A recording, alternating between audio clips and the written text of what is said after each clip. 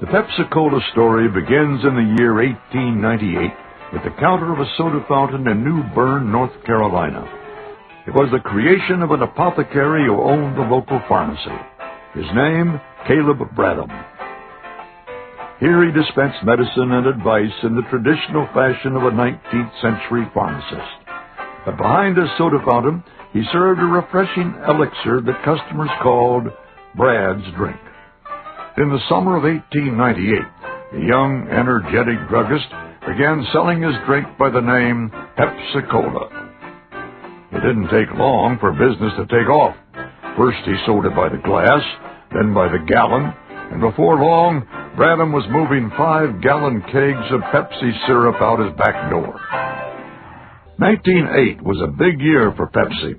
In New Bern, Bradham opened the doors of the first official Pepsi-Cola home office.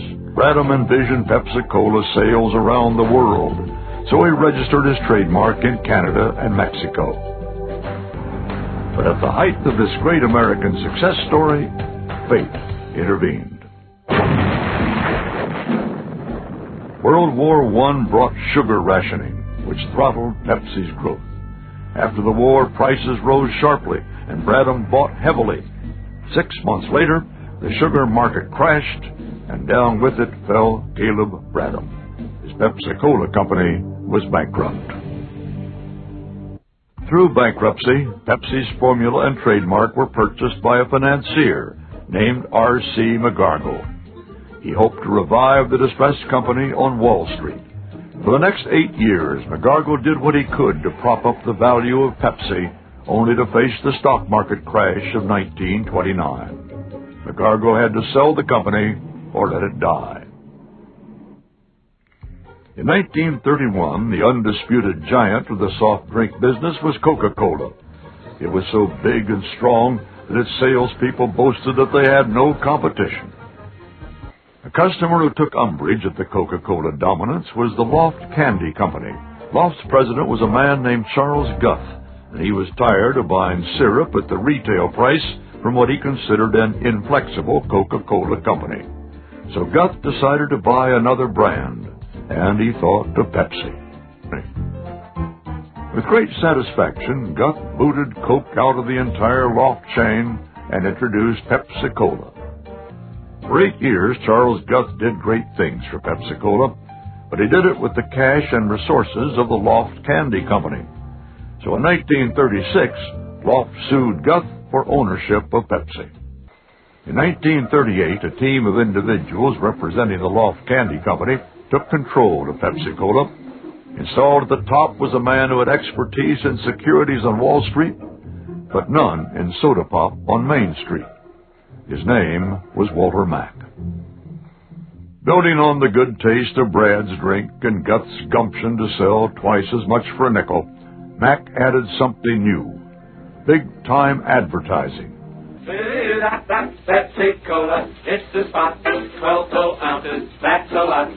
Price is much more a nickel too. Pepsi-Cola is a drink for you. Nickel, nickel. Pepsi-Cola Hits the Spot was the first jingle in national radio advertising history. What's more, it became a hit record requested by listeners across America. But a great force was working against growth: World War II. Despite the fact that Coke received a government contract to provide its soft drink to Allied troops around the world, Pepsi still persevered. One hallmark of the era was a new color scheme for the company logo: red, white, and blue. After the war, Pepsi rebounded when Walter Mack hired a man named William Forsythe to head up a new international division. Soon, Pepsi began to establish a presence in countries around the world.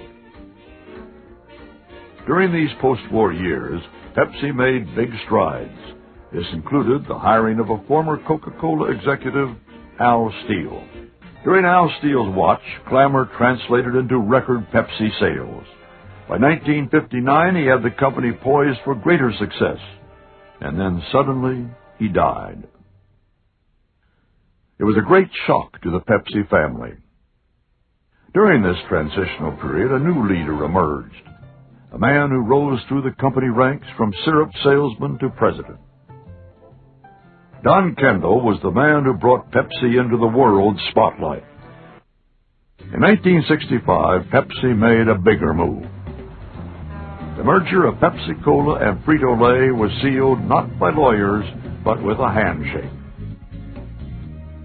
The result was the creation of a new company, PepsiCo, with combined sales of $500 million.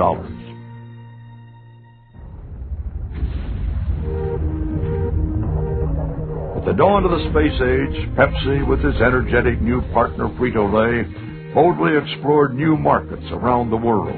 In 150 countries from the United States and Mexico to Russia and China, Pepsi had spanned the globe. And it was in space, too, on America's space shuttle and on the Russian space station, Mir. And from the nickel-nickel jingle of the 1930s to the girls in the 90s, Pepsi had also spanned the generations, keeping itself fresh, alive, and literally in tune with the consumers. Today, after a century in business, the Pepsi